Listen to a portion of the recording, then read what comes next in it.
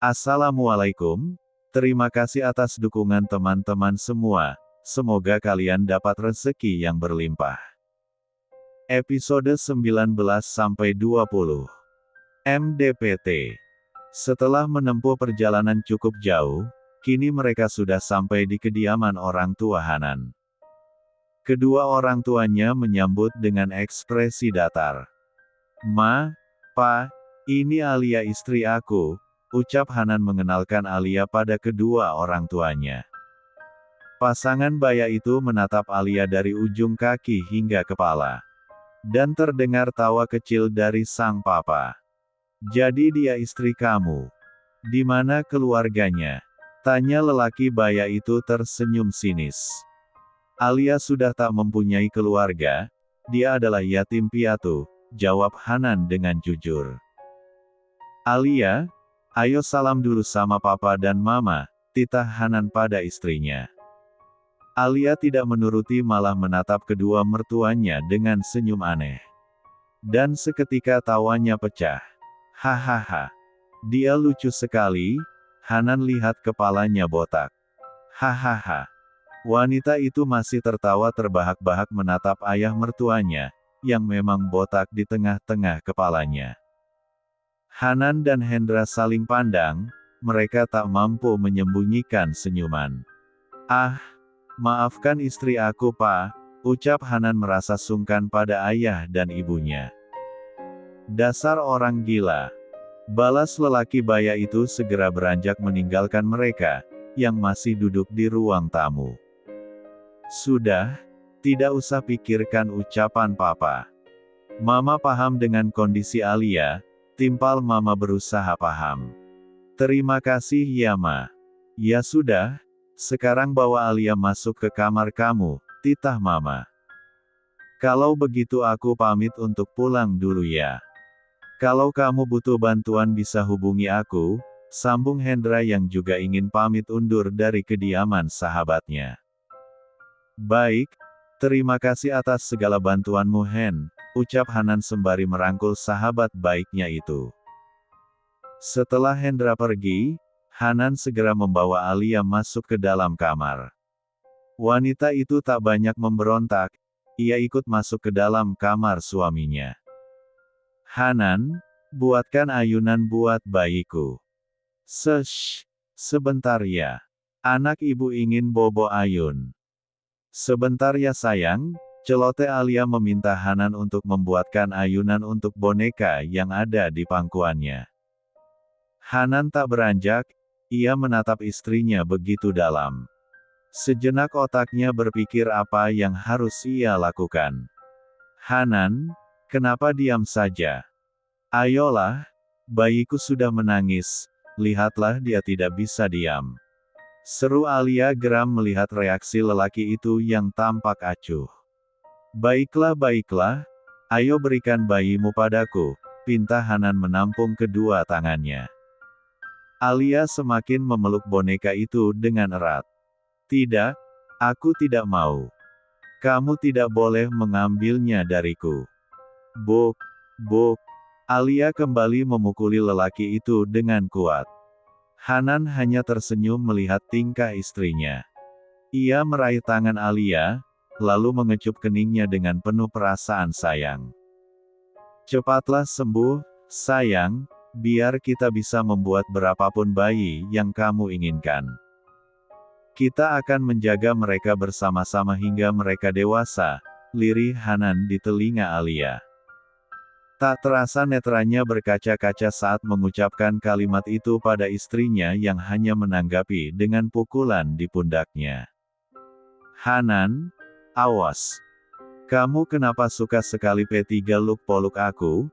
Aku hanya ingin ayunan untuk bayiku," rengek Alia sembari mendorong tubuh Hanan agar menjauh darinya. "Baiklah, sayang. Aku akan memberikan apapun keinginanmu." Akhirnya Hanan meminta pada Art di rumah itu untuk membelikan ayunan dengan box bayi sekalian. "Ayo sekarang kamu mandi dulu ya," ajak Hanan. Itulah sebabnya kenapa ia ingin menjadikan Alia sebagai kekasih halalnya, karena dia ingin merawat wanita itu lahir dan batin. Aku tidak mau mandi, aku mau ayunan. Rengeknya kembali. Iya, sekarang mandi dulu, nanti sebentar lagi ayunan bayinya akan datang, bujuk Hanan kembali. Tapi, bayi aku menangis Hanan. Sesh. Alia masih menimang bayinya.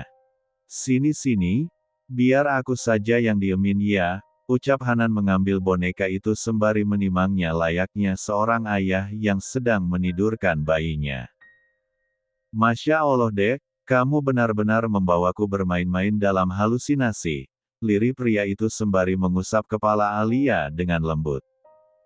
Sesh, jangan ribut Hanan, dia sedang bobo, balas wanita itu memelankan suaranya. Baiklah, sekarang kita tidurkan dulu. Nah, ayo kita mandi. Abis itu kamu harus makan biar nanti banyak asinya, bujuk lelaki itu meyakinkan istrinya. Baiklah aku akan segera mandi, aku tidak mau lama-lama nanti bayiku bangun. Alia segera melesat masuk ke dalam kamar mandi, dan diikuti oleh Hanan. Namun, mendapatkan penolakan darinya. Kamu jangan ikut, aku bisa mandi sendiri Hanan. Alia mendorong Hanan untuk keluar.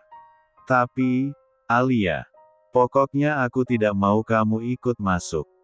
Tolaknya. Hanan hanya menghela nafas dalam. Apakah Alia bisa mandi sendiri? Namun, ia mencoba untuk berpikir positif. Mungkin hanya untuk mandi Alia masih bisa. Hanan duduk di pinggir ran, yang untuk menunggu kegiatan mandi istrinya. Cukup lama ia menunggu, tetapi Alia tak jua kunjung keluar. Dan terdengar tawa Alia di dalam kamar mandi. Ceklek. Pintu kamar mandi terbuka. Ia melihat Alia keluar dari kamar mandi dengan basah kuyup, pakaiannya juga masih utuh. Busa sabun memenuhi kepala dan tubuhnya. Hanan, aku nggak mau mandi, airnya dingin, ucapnya ingin berjalan keluar. Mau kemana kamu? Hanan segera menggendong tubuh istrinya untuk kembali membawa masuk ke dalam kamar mandi. Hanan, lepasin aku. Wanita itu memberontak sembari memukuli dada Hanan. Namun pria itu tak peduli. Ia segera mengunci pintu kamar mandi. Ayo sekarang mandi. Hanan membuka P4 kain Alia sedikit memaksa sehingga wanita itu menjerit histeris. Jangan. Tolong jangan lakukan itu pada saya, dokter. Lepaskan saya. Pekiknya terduduk sembari melipat kedua lututnya dan menyembunyikan wajahnya di kedua tangannya. Seketika Hanan terkesiap dan melepaskan tangannya. Ia menyadari bahwa Alia sedang trauma atas apa yang dulu pernah ia lakukan. Alia, maafkan aku. Tenanglah, aku tidak akan pernah menyakitimu, lirih Hanan berusaha untuk menenangkan Alia. Hanan bodoh. Kau lelaki jahat. Menjauh dariku. Pekiknya masih dalam ketakutan. Ayolah Alia, ayo sekarang kita mandi ya, nanti bayi kamu bangun, ucap Hanan seketika membuat Alia menegakkan kepalanya. Bayiku. Baiklah aku akan segera mengambilnya. Alia segera berdiri. Nanti dulu Alia, ayo mandi sekarang, baru boleh menemui bayimu. Kali ini Alia hanya diam saja saat Hanan membuka pakaiannya. Namun, tatapannya kosong menatap jauh ke depan. Hanan membuka P4 kainnya satu persatu sehingga tubuh itu benar-benar P+los. Hanan menghela nafas panjang, inilah ujian yang akan selalu ia hadapi. Meskipun tubuh itu halal untuk ia sentuh, namun, ia tidak akan tega melakukannya sebelum jiwa istrinya kembali sembuh. Dengan sabar dan menahan segala hasratnya, Hanan memandikan tubuh mulus dan bersih milik istrinya. Alia hanya pasrah saat sang suami memandikannya dan kembali menggendongnya untuk kembali mendudukkan di pinggir ranjang. "Hanan, mana bayiku?" tanya Alia masih menggunakan handuk. "Nanti, kamu kenakan pakaian dulu," ucap Hanan sembari beranjak mengambil pakaian ganti Alia yang tadi telah dibelikan oleh Art. "Nggak mau, aku mau bayiku," rengeknya tak ingin mengenakan pakaian, sebelum mendapatkan boneka yang sengaja disembunyikan oleh Hanan. Hanan menghela nafas pelan, lalu mengambil boneka itu, dan menyerahkan pada Alia. Setelah mendapatkan mainannya, Hanan kembali mengenakan pakaian wanita cantik itu. Hanan benar-benar mengurus istrinya dengan penuh kesabaran. "Ayo duduk sini, sayang," ucap Hanan membimbing Alia untuk duduk di depan meja rias, lalu menyisir rambut panjangnya. "Done, kamu cantik sekali dan sangat wangi." Hanan mengecup puncak kepala istrinya dengan sayang, lalu meletakkan dagunya di bahu Alia. "Mau makan sesuatu?" tanya Hanan menatap dari pantulan cermin. Alia menggelengkan kepala. "Aku tidak mau makan, aku ingin bermain dengan bayiku," ucapnya masih menimang boneka itu. Episode 20.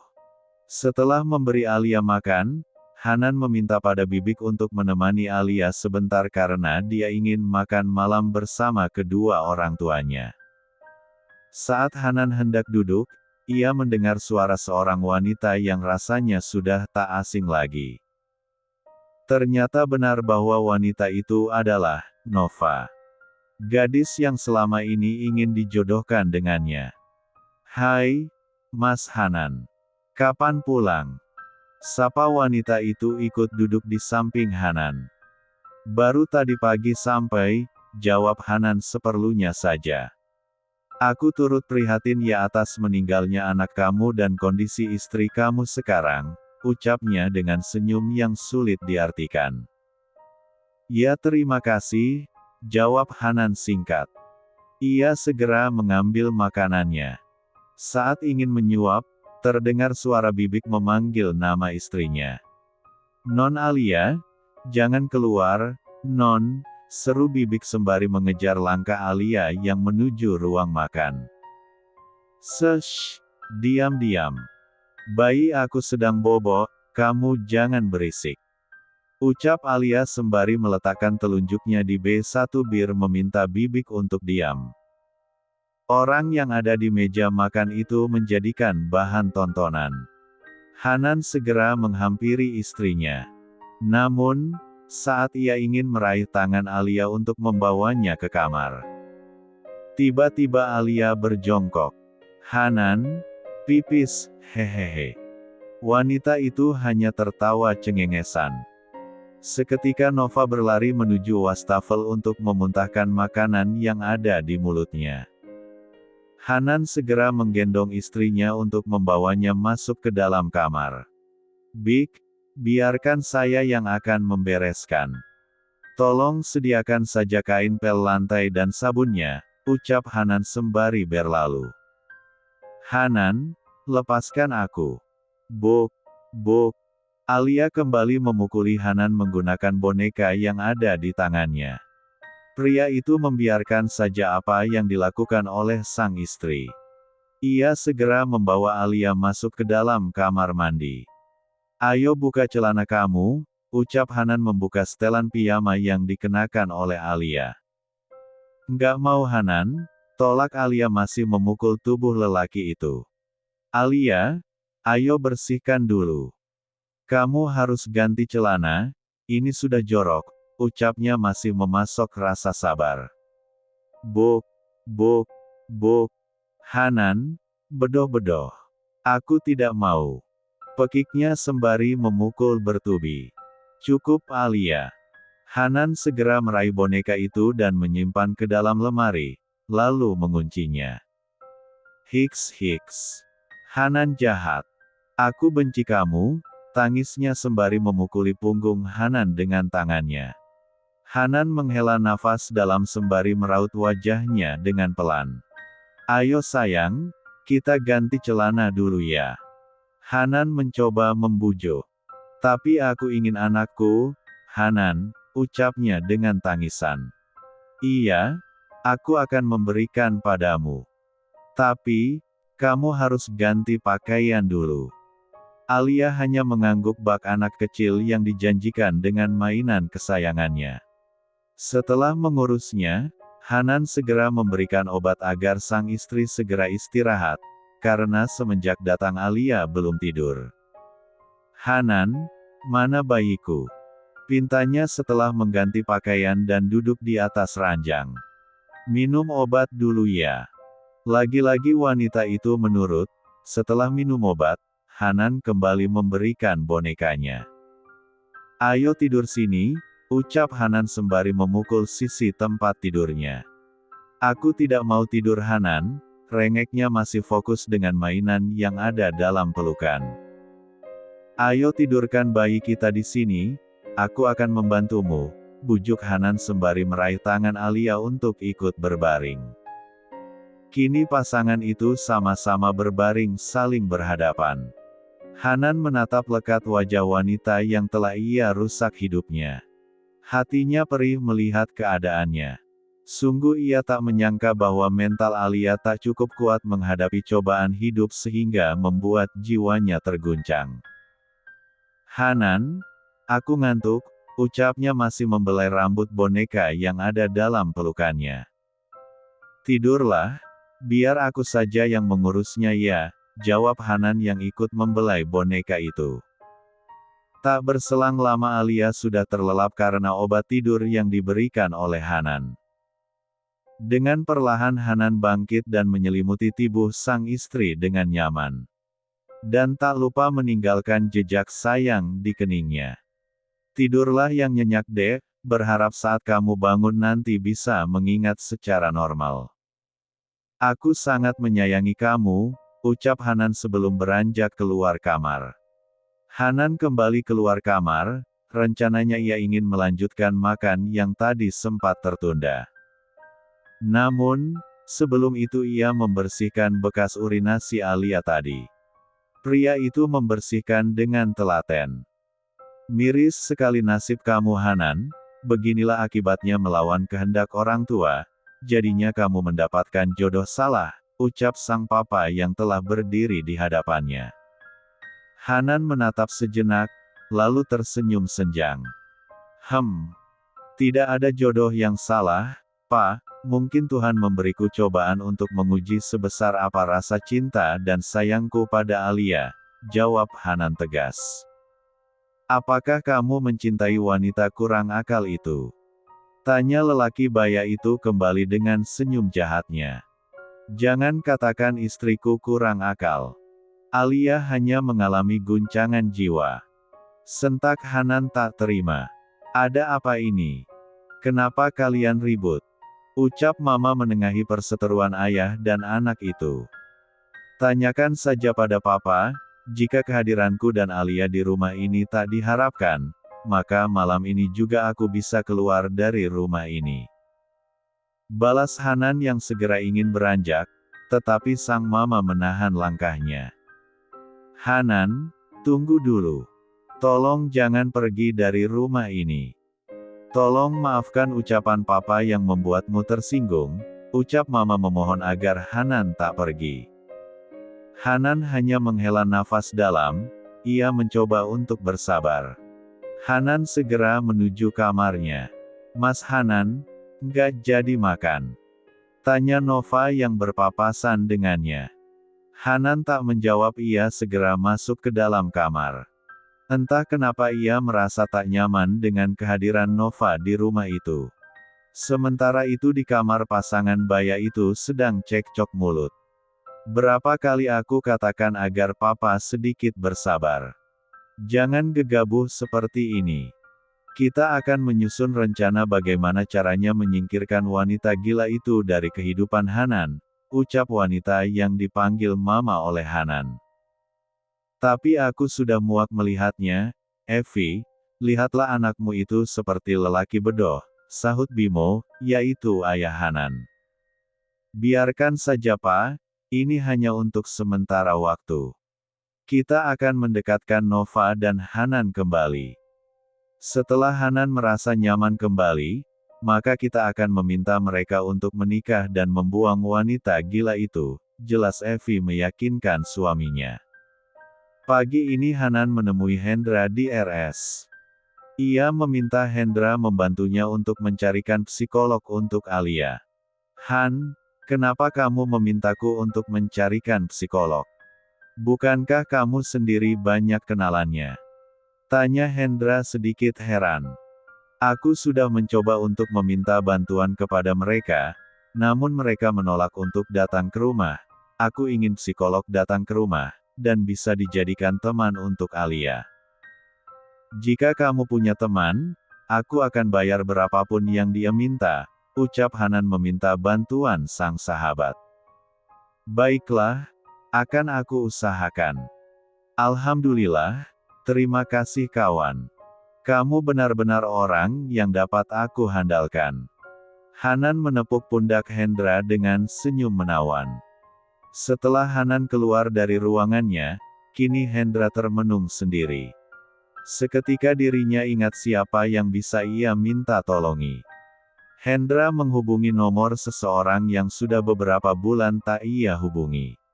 Assalamualaikum Mas Hen, jawab wanita di ujung sambungan.